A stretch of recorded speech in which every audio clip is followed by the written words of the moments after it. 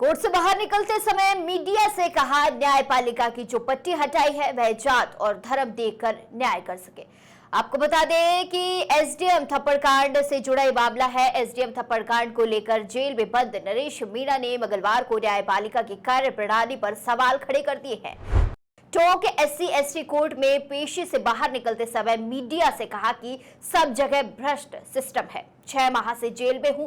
मामला 323/32 का है। उन्होंने न्यायपालिका की कार्यशैली पर सवाल खड़े करते हुए व्यंग कसते हुए कहा कि जो न्यायपालिका की जो आंखों से जो पट्टी हटाई गई है वह जात और धर्म देखकर न्याय कर सके। ज्ञात रहे कि देवली उनियारा विधानसभा उपचुनाव मतदान के दिन समरावता में एसडीएम के थप्पड़ मारने के मामले में निर्दलीय प्रत्याशी नरेश मीणा पर लगे आरोपों को लेकर समरावता में आगजनी उपद्रव हिंसा के मामले में केस नंबर 167 SC/ST कोर्ट में चार्ज बहस हुई। वहीं एसडीएम के थप्पड़ मारने के मामले में केस नंबर 166 में 9 मई को चार्ज बहस हो चुके। आपको बता दें, दोनों केस में अब आगे की सुनवाई के लिए 30 मई का समय दिया गया है। तो वहीं नरेश मीणा के वकील फतेह सिंह मीणा ने बताया है कि अभी चार्ज बहस के आदेश लेने का प्रयास करेंगे।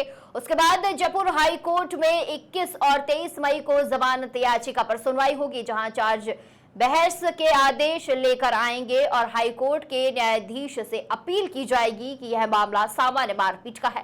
पुलिस ने बेवजह नरेश मीणा पर 307 की धारा लगाई है। कहते हैं कि 13 नवंबर 2024 को देवली उनियारा विधानसभा क्षेत्र के समरावता टोंक गांव में उपचुनाव में वोटिंग का बहिष्कार किया गया था। निर्दलीय प्रत्याशी नरेश मीणा ने जो है ग्रामीणों के साथ धरने दिया था। आपको बता दें कि इसी दौरान नरेश मीणा ने अधिकारियों पर जबरन मतदान करवाने का आरोप लगाया था और एसडीएम अमित चौधरी ने तैश में आकर जो है अमित चौधरी को एक थप्पड़ जड़ दिया था। उसी रात नरेश मीणा को पकड़ने आई पुलिस और ग्रामीणों के बीच जो है झड़प भी देखने को मिली थी। बस पता नहीं क्या लिख रखा है तैश में सिस्टम है, भ्रष्ट सिस्टम है सबके। 6 महीने से जेल में लगातार 6 महीने से जेल काट रहा हूँ। मुकदमा 323/32 का बनता है, लेकिन सिस्टम है। ये जो न्यायपालिका की जो पट्टी हटाई है, जी जी, वो पट्टी इसलिए हटाई जात और धर्म देखकर न्याय करें। रहा तो अगली तारीख मिली है क्या अंदर? देखो, FIR नंबर 166 में माननीय उच्च न्यायालय के यहाँ सेकंड बेल एप्लीकेशन लगी हुई थी। उसमें माननीय उच्च न्यायालय ने डायरेक्शन दिया था कि उसमें आप 20 तारीख को चार्ज फ्रेम करें। तो उसके परसुएंस में 166 में आज चार्ज सुनाया है और 167 में चार्ज बहस हुई है। तो निश्चित रूप से दोनों मुकदमों में आने वाले टाइम में चूँकि बेल उच्च न्यायालय में विचाराधीन है और शीघ्र ही बेल मिलेगी। अगली तारीख दी गई है? अगली तारीख 30 मई दी है सर। 167 में वास्ते आदेश है। तो उस स्थिति में निश्चित रूप से उससे पहले दोनों बेल विचाराधीन है।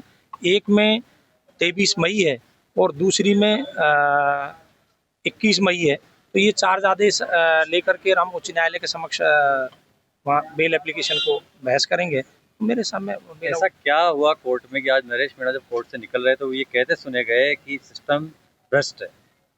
नहीं, देखो, ये चीज़ें चूँकि आदमी जब जेल में रहता है तो परेशान रहता है और जिस तरह का इस पूरे मुकदमे में जो सीन देखा गया था, जो सीन आपके सामने भी प्रकट हुआ है, कहीं न कहीं जो न्याय है वो व्यथित हुआ है। क्योंकि इतना बड़ा अपराध नहीं था। नरेश अपराधी नहीं है। नरेश एक पॉलिटिक्स करता है, उभरता हुआ पॉलिटिशियन है और उसके खिलाफ किसी भी प्रकार का कोई निजी आपराधिक आशय का मुकदमा नहीं है। जितने भी है पब्लिक इंटरेस्ट के भावुक है और वो जनता हित में, और इसीलिए उसके पास जन समर्थन है। कहीं न कहीं वो जनता के हित के लिए अपनी जान जोखिम में डाल करके उनकी मदद करता है और इसीलिए इस तरह की चीज़ें हैं।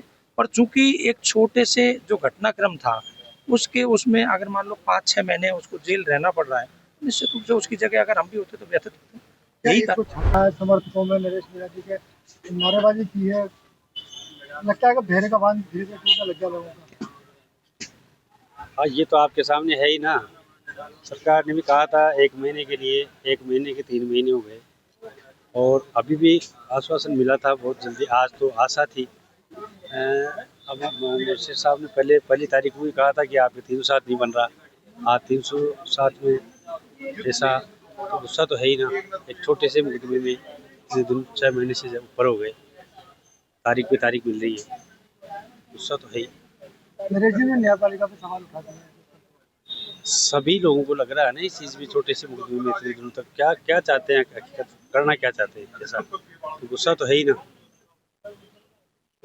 बड़े नेता कौन है जिनके बारे में बात करें? बड़े नेता तो सबको पता है, सबको लग रहा है कौन है, सबको पता है ना किसने क्या करवा रखा है। समय आने के समय पे जवाब देंगे, और आंदोलन भी कहेंगे लोग तो करेंगे, बात करेंगे बैठ के, सारी चीज़ें जो भी अब आगे की रणनीति बढ़ाएंगे, क्या करना है क्या नहीं है। सबको गुस्सा है, दुख भी है, तो छोटे से मुकदमे में 6 महीने से जेल में, पीड़ा भी है।